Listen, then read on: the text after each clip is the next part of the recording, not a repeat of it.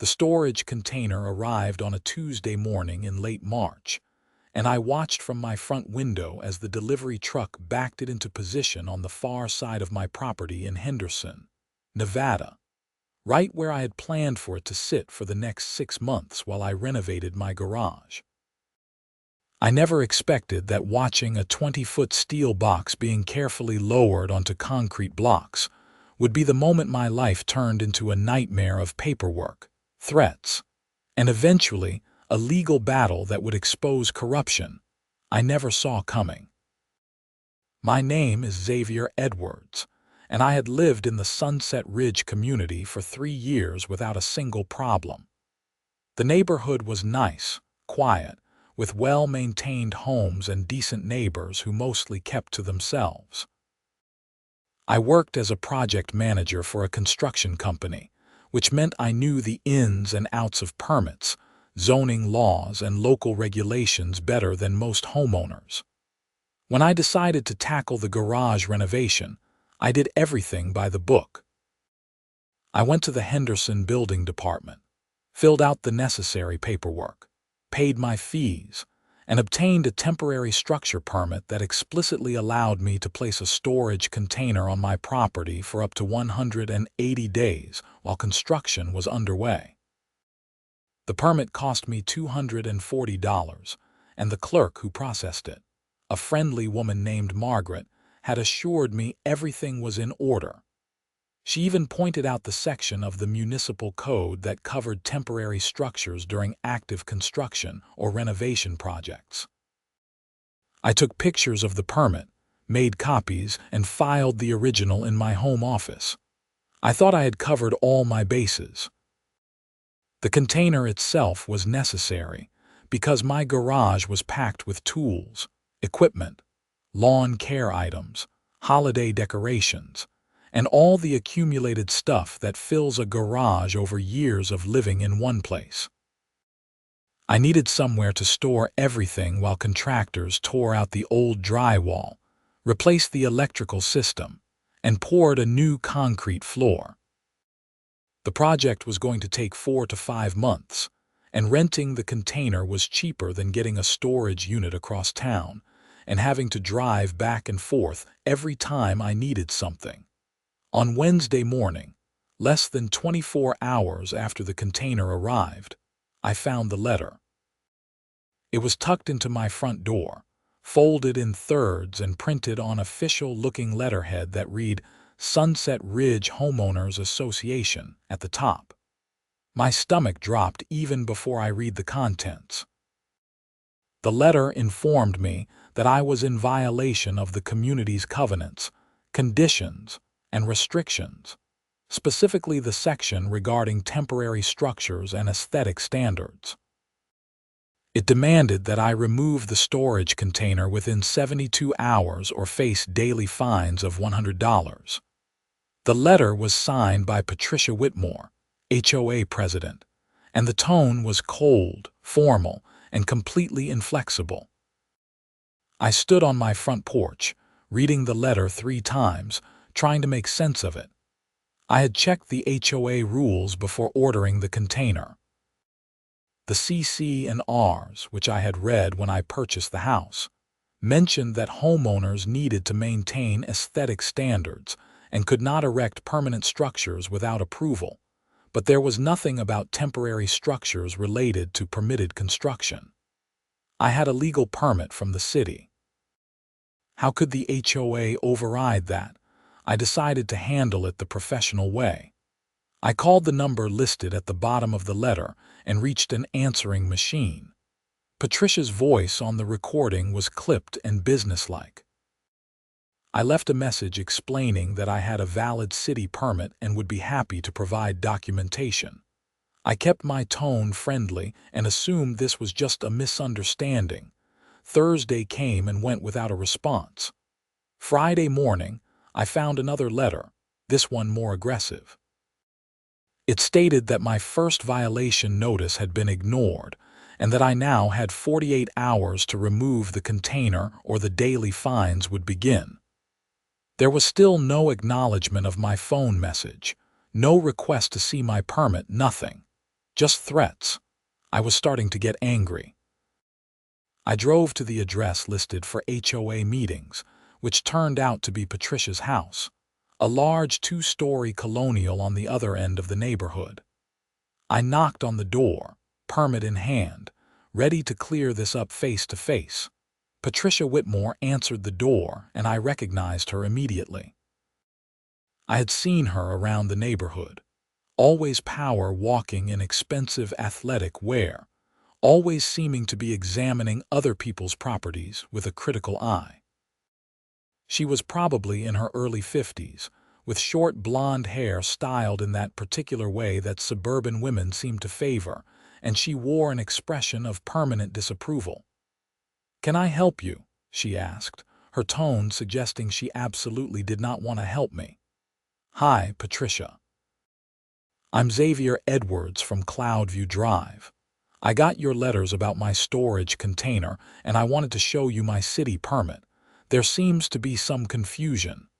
I held out the permit, but she barely glanced at it. "The city permit is irrelevant. The HOA has its own rules that supersede local regulations when it comes to community aesthetics." I blinked. "That's not how it works. The city permit gives me legal authority to have the container on my property for 180 days during my garage renovation. And the HOA covenants give me the authority to enforce our community standards. That container is an eyesore. It needs to go." She crossed her arms, and I could see this was not going to be a reasonable conversation. "Can we at least discuss this at a board meeting?" "I'd like to present my case to the full board," I said, trying to keep my frustration in check. "The next board meeting is not until next month. You have until tomorrow to remove the container or the fines start. Good day, Mr. Edwards." She closed the door before I could respond. I stood there on her porch, stunned. This was insane. I walked back to my truck and sat in the driver's seat for a few minutes, trying to figure out my next move. The HOA couldn't actually override city permits, could they? I decided to do some research. That evening, I went down a deep rabbit hole of Nevada HOA law. What I learned was both encouraging and terrifying. HOAs in Nevada have significant power, but they cannot override municipal permits or violate state law. However, they can make your life miserable with legal fees, liens, and constant harassment. Many homeowners simply give in because fighting an HOA is expensive and exhausting. But I am not most homeowners. I work in construction. I understand regulations, and I do not respond well to bullies. If Patricia wanted a fight, she was going to get one. Saturday morning, the 72-hour deadline, I sent a certified letter to the HOA board. In it, I outlined my position.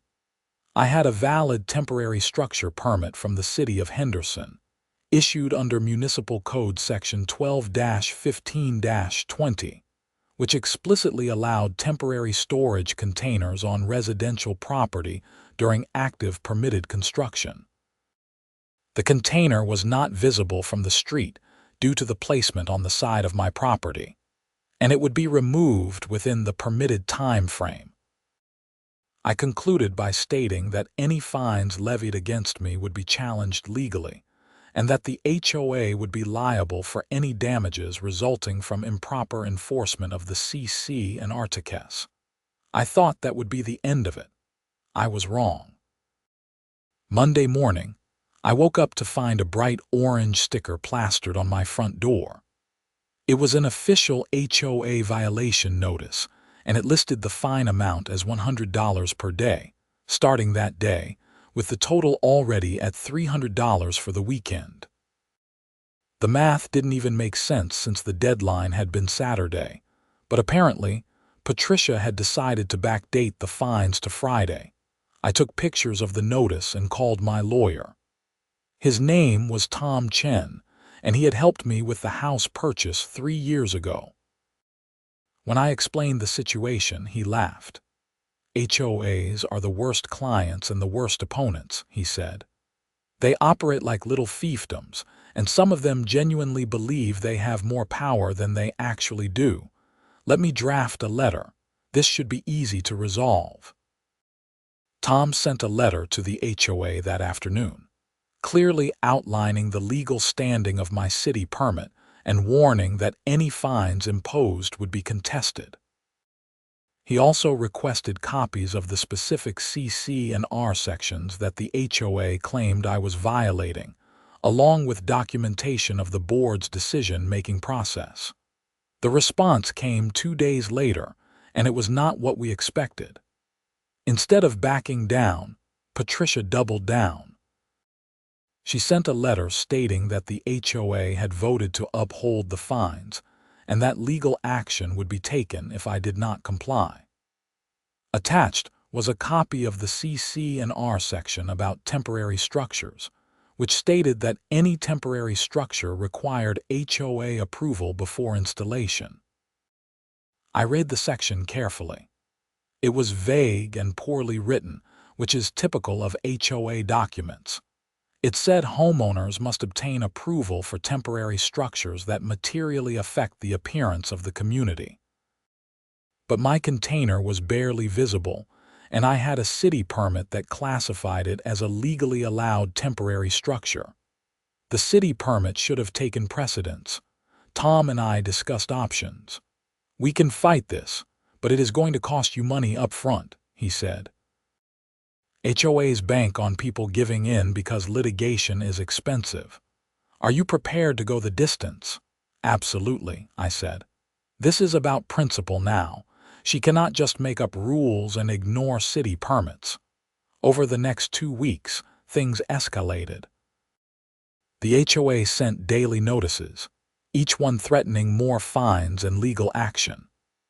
Patricia started showing up at my house, taking pictures of the container from different angles, and even bringing other homeowners with her to document the supposed violation. I watched from my window as she stood on the sidewalk with Brenda Keller and Susan Marshall, 2 other middle-aged women from the neighborhood who seemed to have nothing better to do than police other people's properties. The garage renovation was proceeding on schedule.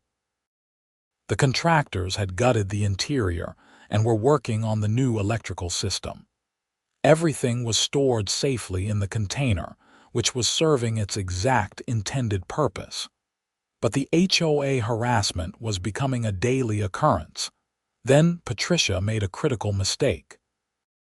She filed a lien against my property. I discovered this when I received a notification from the county recorder's office. The HOA had placed a lien on my house for unpaid fines, which they claimed now totaled $2,100. The lien was a matter of public record, and it could affect my ability to sell or refinance the property. Tom was furious when I showed him the documentation. "This is a clear case of HOA overreach," he said. "They cannot place a lien without following proper procedures, and those fines are not legitimate. We are filing a lawsuit." We filed in Clark County District Court, seeking a judgment declaring the fines invalid, removal of the lien, and damages for the HOA's improper actions. The lawsuit laid out the facts clearly. I had a valid city permit, the container was temporary and legally allowed, and the HOA had violated Nevada state law by ignoring the municipal permit and filing an improper lien. The lawsuit got Patricia's attention. 3 days after we filed, I received a phone call from someone named Lawrence Kemp, who identified himself as the HOA's attorney. His tone was conciliatory, almost friendly. "Mr. Edwards, I've reviewed your case, and I think there may have been some miscommunication here. The board is willing to waive the fines and remove the lien if you agree to move the container to a less visible location on your property." "The container is already in the least visible location," I said. "It is on the side of my property, behind my fence line. You can barely see it from the street." "Well, some neighbors have complained about the sight lines from their yards," Lawrence said, Perhaps we can find a compromise."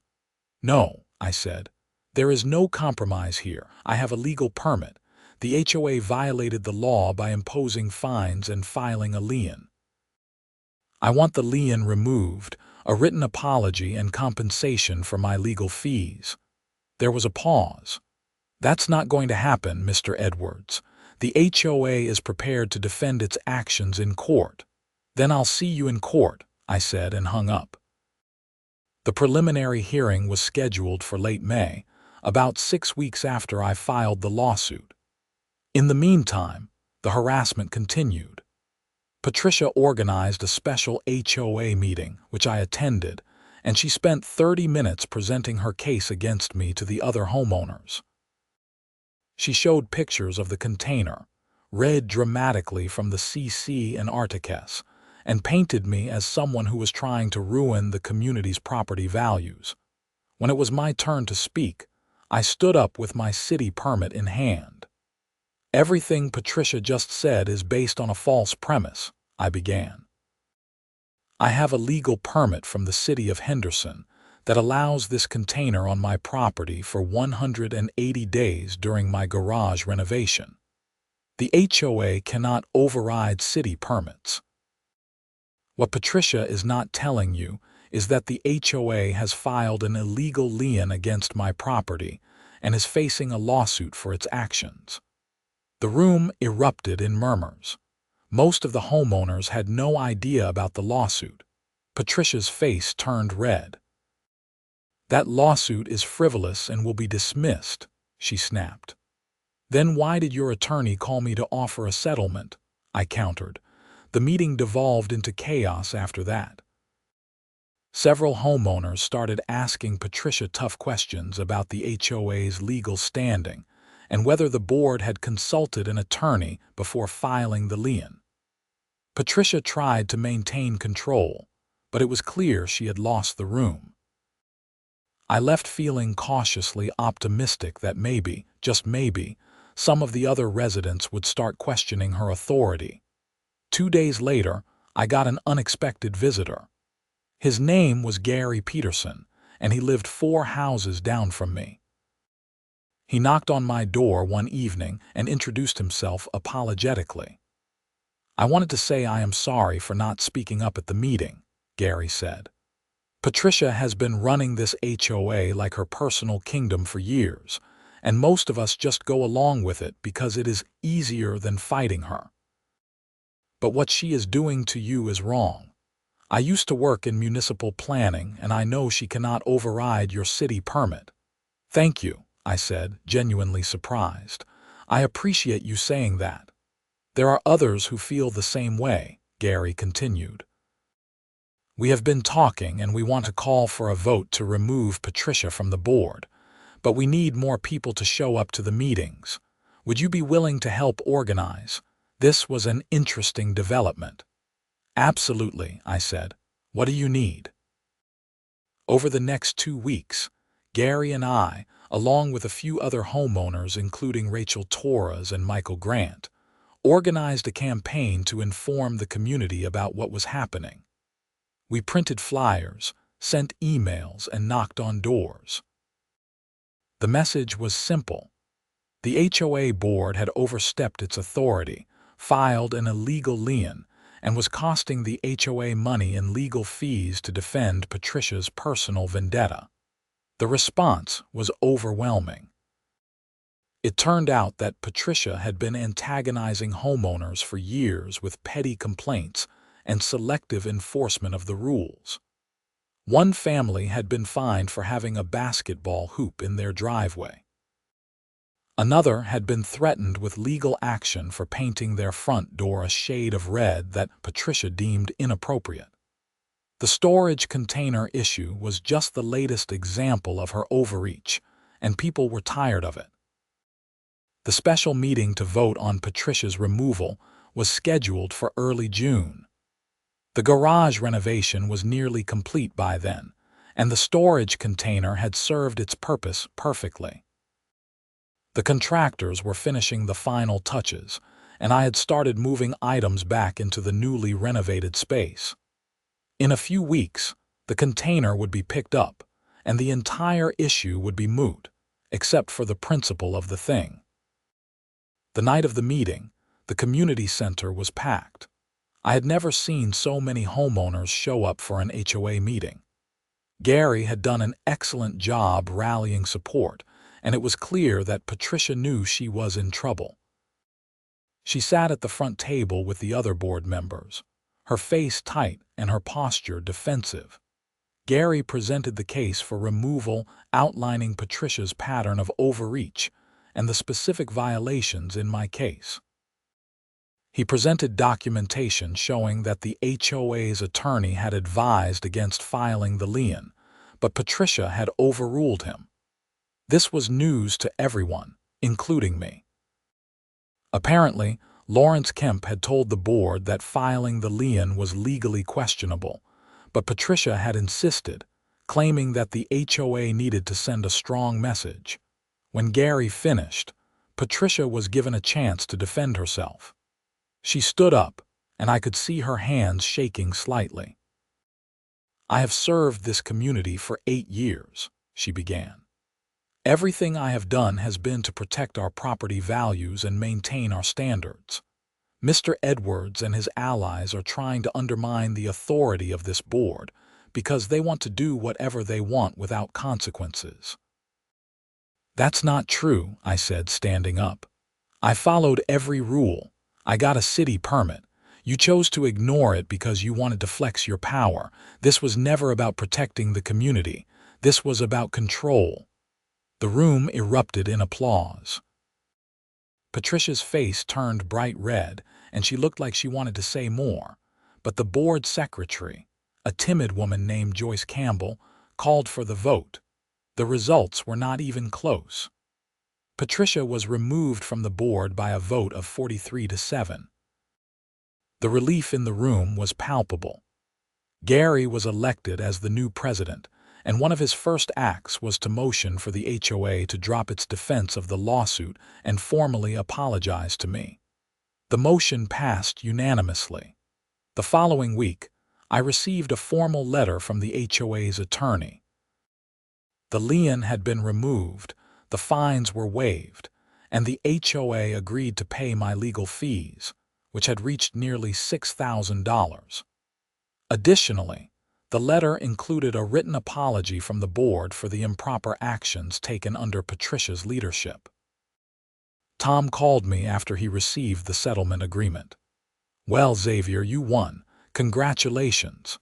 "Thanks, Tom. I appreciate all your help. You know, most people would have just moved the container or given in. It takes guts to fight an HOA like this."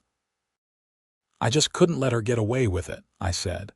"If she had done this to me, she would have done it to someone else. Sometimes you have to stand up to bullies." The storage container was picked up in mid-June, right on schedule. The garage renovation was complete, and it looked fantastic.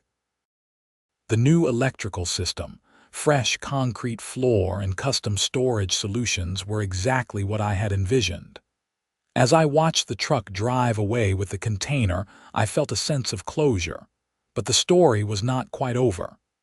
A few weeks later, Gary called me with surprising news. "You are not going to believe this," he said. "We have been going through the HOA's financial records, and there are some serious irregularities. Money is missing." "What do you mean?" I asked. Patricia had been writing checks to herself for various expenses, but the receipts do not add up. "There is about $15,000 unaccounted for over the past 3 years. This was serious. Embezzlement from an HOA is a crime, and if Patricia had been stealing money, she needed to be held accountable." Gary filed a report with the Henderson Police Department, and an investigation was opened. The investigation took several months. During that time, I tried to focus on normal life. The garage renovation was done, the HOA drama was behind me, and I was just happy to be living peacefully in my home again. But I kept in touch with Gary, who updated me on the investigation's progress. In late September, Patricia was arrested. The police had found evidence that she had been systematically embezzling HOA funds for years, using her position as president to write unauthorized checks and falsify records. The total amount stolen was over $18,000. She was charged with embezzlement, fraud, and forgery. The arrest made local news. A reporter from the Las Vegas Review-Journal wrote a story about HOA corruption, using Patricia's case as an example of what can happen when boards operate without proper oversight. I was interviewed for the article, and I talked about the importance of homeowners staying informed and holding their HOA boards accountable. Patricia's trial was scheduled for the following spring. In the meantime, the new HOA board, led by Gary, implemented reforms to prevent future abuses. They established clear financial oversight procedures, required board members to attend training on Nevada HOA law, and created a transparent process for handling violations and fines. I attended Patricia's trial when it finally happened in April. It was held in the Clark County Courthouse, and the evidence against her was overwhelming. The prosecution presented bank records, falsified receipts, and testimony from the HOA's accountant. Patricia's defense attorney tried to argue that the missing money was due to accounting errors, but the jury was not convinced. Patricia was found guilty on all counts. The judge sentenced her to 3 years in prison, with the possibility of parole after 18 months. She was also ordered to pay full restitution to the HOA, including penalties and interest. As I sat in the courtroom watching the verdict being read, I felt a strange mix of emotions. I was glad that justice had been served, but I also felt a bit of sadness for how things had turned out. Patricia had let power and control consume her to the point where she had destroyed her own life. If she had just been reasonable about the storage container, none of this would have happened. The investigation into the HOA finances would never have been triggered, and she might have gotten away with the embezzlement indefinitely. After the trial, Gary and I grabbed coffee at a shop near the courthouse. "Well, that is finally over," he said. "Yeah," I agreed. "It has been quite a year." "You know, if you had not stood up to her about the container, we never would have looked into the finances. You probably saved the HOA from losing even more money." "I was just trying to protect my right to renovate my garage," I said with a laugh. "I never expected it to lead to all this." "That is how it goes sometimes," Gary said. "You pull on one thread and the whole thing unravels." Life in Sunset Ridge community returned to normal after that. The new board was competent and fair, and the neighborhood felt more like a community and less like a dictatorship. I finished my garage organization project, and every time I pulled into my driveway and saw that beautiful renovated space, I felt a sense of pride, not just in the renovation itself, but in the fact that I had stood my ground and done the right thing. The following summer, I was elected to the HOA board myself. I had never intended to get involved in HOA politics, but after everything that had happened, I felt a responsibility to help ensure that the reforms Gary had implemented were maintained. My experience with Patricia had taught me that HOAs can be a force for good in a community, but only if they are run with transparency, fairness, and respect for the law. One evening in late July, I was sitting on my back patio, enjoying the Nevada sunset and reflecting on everything that had happened over the past year and a half. My phone rang, and I saw it was Tom Chen. "Hey Tom, what is up?" I answered. "I just wanted to check in and see how things are going," he said. "I heard you joined the HOA board. Are you a glutton for punishment?" I laughed. "Something like that. But honestly, it has been good. We have made a lot of positive changes and the neighborhood is better for it." "That is great to hear. You know, I have been practicing law for 20 years, and your case is one of my favorites. Not because of the legal complexity, but because it showed that standing up for your rights actually matters. Most people would have just given in.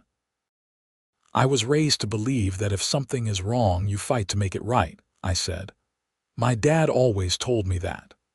Well, your dad raised you right, Tom said. Anyway, I just wanted to say congratulations on how everything turned out. And if you ever need legal help again, which I hope you do not, give me a call. Thanks, Tom. I appreciate everything you did. After we hung up, I sat there for a while longer, thinking about the journey I had been on.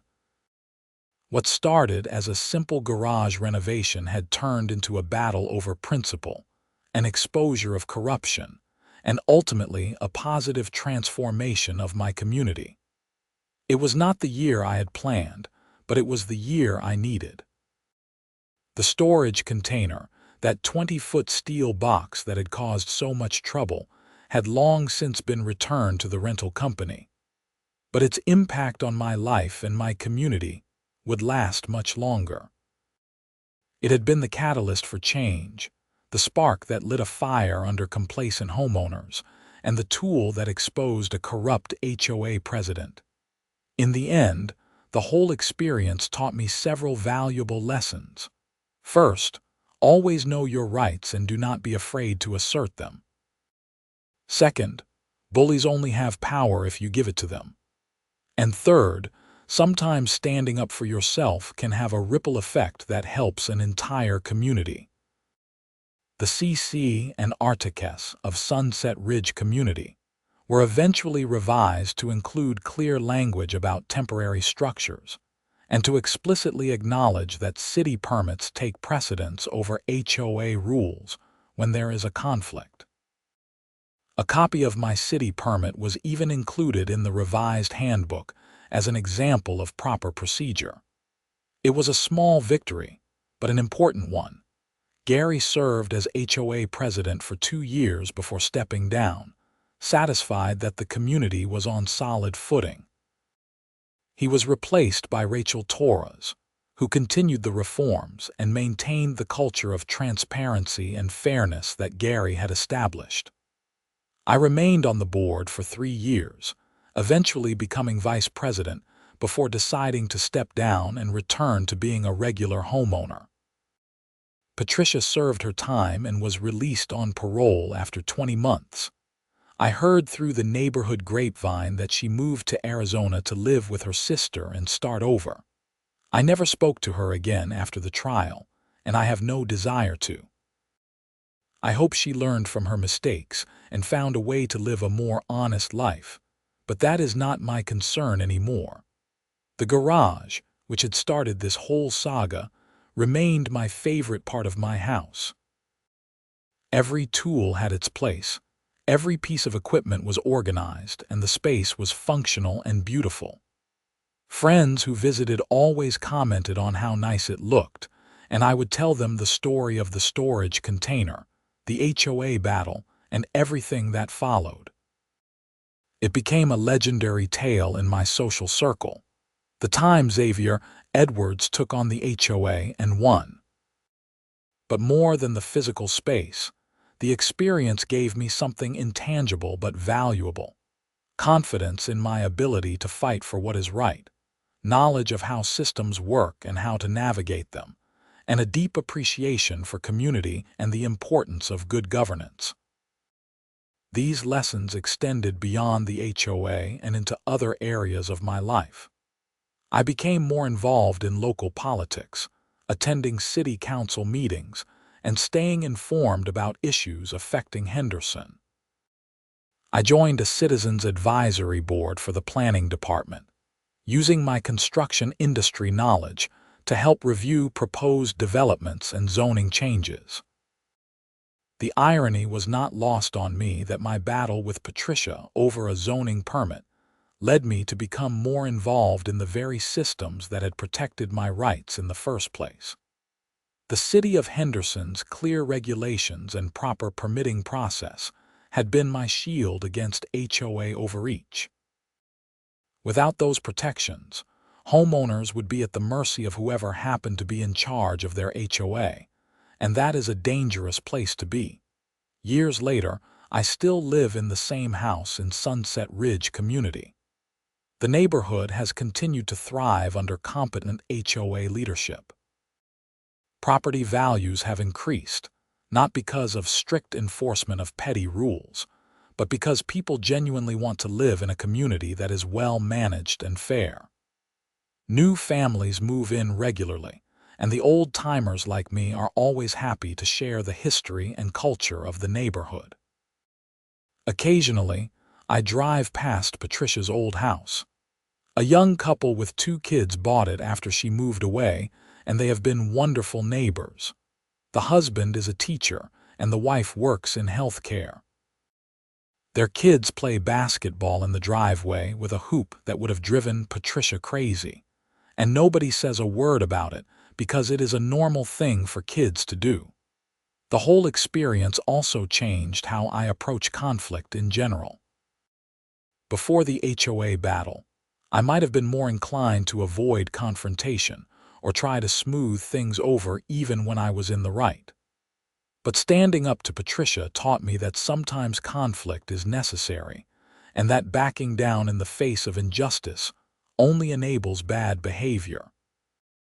This lesson served me well in my professional life too, where I became more assertive in advocating for my team and pushing back against unreasonable demands from clients or upper management. My garage renovation, which was supposed to be a straightforward home improvement project, became a defining moment in my life. The storage container, that simple temporary structure, became a symbol of the fight between individual rights and organizational overreach.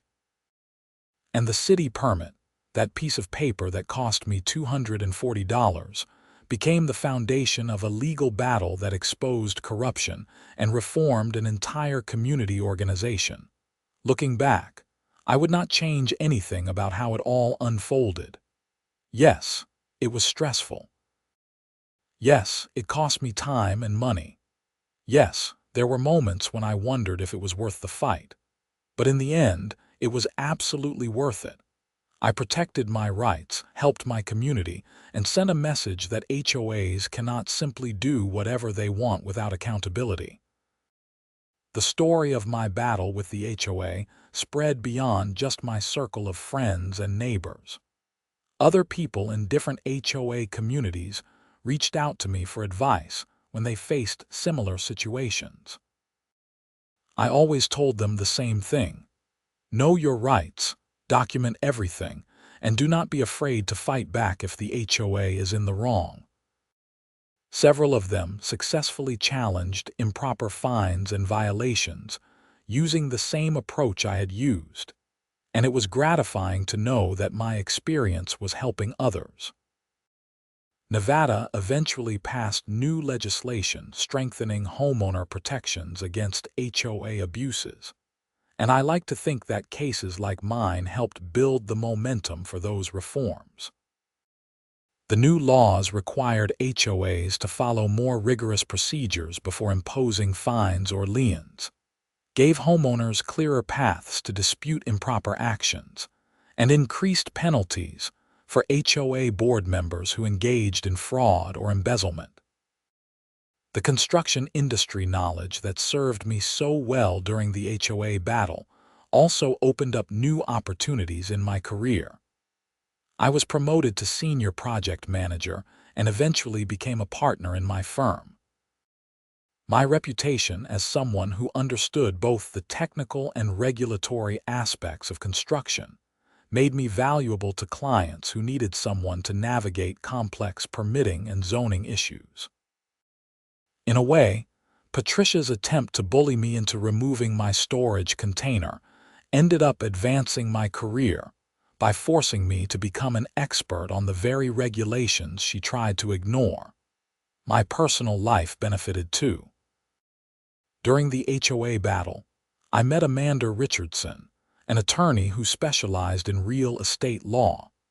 She had reached out to offer advice after hearing about my case from Tom Chen, and we ended up becoming friends and eventually dating.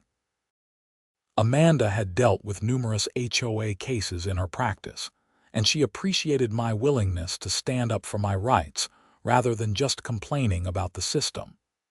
We got married 3 years after the storage container incident, and she became Amanda Edwards. It was fitting that the woman I fell in love with shared my belief in fighting for justice and holding powerful institutions accountable. As I write this now, sitting in that same renovated garage that started everything, I am struck by how one decision, one choice to stand my ground, created ripples that affected so many aspects of my life and the lives of others. The storage container is long gone, returned to the rental company years ago. But its legacy remains in the reformed HOA, the stronger homeowner protections in Nevada law, the relationships I built, and the confidence I gained. If I could go back to that Tuesday morning in March when the container was delivered, would I do anything differently? Probably not. Maybe I would have taken even more detailed photos and kept even better records, but fundamentally, I would make the same choices. I would get the permit, place the container, and refuse to back down when Patricia demanded its removal. Because sometimes in life, you face a moment that defines who you are and what you stand for, and that storage container was my moment. The Henderson Building Department eventually featured my case in a training seminar for their staff, using it as an example of why proper permitting processes matter and how they protect homeowners from organizational overreach. Margaret, the clerk who processed my original permit application, told me she was proud that her careful work had made a difference. I assured her that it absolutely had, and I thanked her for doing her job properly. Today, if you drive through Sunset Ridge community, you will see a well-maintained neighborhood where people take pride in their homes without fear of arbitrary enforcement or petty harassment. You will see basketball hoops in driveways, different colored front doors, and occasionally, storage containers on properties where renovations are underway. The HOA still maintains standards, but they are reasonable standards applied fairly and consistently, with respect for homeowner rights and municipal law. And if you look carefully at one house on Cloudview Drive, you will see a garage that looks particularly nice, with custom shelving, excellent lighting, and a floor so clean you could eat off it. That is my garage, the one that started it all. Sometimes when I am working in there, organizing tools or working on a project, I think about that storage container and smile. It was just a temporary structure, allowed by my zoning permit, but it changed everything.